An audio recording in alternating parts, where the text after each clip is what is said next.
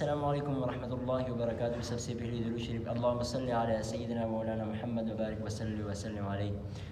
एक शख्स ने सवाल किया है तावीज़ के बारे में कि तावीज़ जायज़ है या नाजायज़ है। तो मैं तो उर्दू में वीडियो बनाना चाहता था, लेकिन उसने कहा कि पुश्त में बताओ। तो सबसे पहले तो मैं तावीज़ چې کوم دی نو موږ به په خپله ځانه نه وایو چې دا جایز دی یا ناجایز دی، بلکې موږ به ځو قرآن احادیث ته به ځو، قرآن کریم به احادیثو ته ځو، احادیث به مطالعه کوو.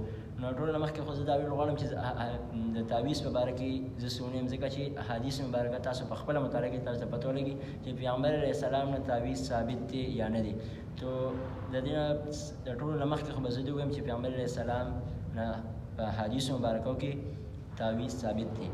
چې واقعیت داسې وه چې یو زنانه راله پیغمبر علیه السلام بیماره وه، پیغمبر علیه السلام راله بیماره، نو پیغمبر علیه السلام له تعویض ولیکو او هغې ورته ورکړو چې دا خپل بدن پسې ولګوه.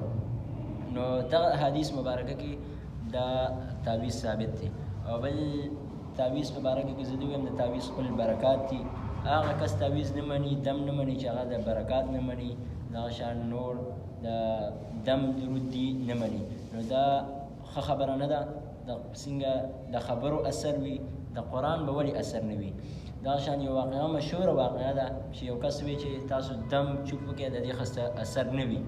نو په دې کې هغه کس ورته وی چې زه خو ډېر کنځل یې ورته وکړئ، ورته وی ولې ډېر تک سور شو او اثر یې پرې کړو کنځل و. نو هغه ته وی ولې؟ وی تا ماته کنځلې وکړئ، بدې ردې راته وي. نو هغه ورته ووایي چې زما دا غلطې خبرې په تا باندې اثر کوي. نو چېرته زه په تا باندې د قرآن لولم، د قرآن یو آیات چې هغه په تا باندې زه چوپ کړم، نو هغه به ولې په تا کې اثر نه کوي. نو دا خبره زموږ لپاره ډېره اهمه ده چې دا موږ ذهن کې واچوي. تعویض، دم، درود د دې خپل اثرات وي. کله بیماران یو موږ، نو دا موږ له پکار دي چې د دې نه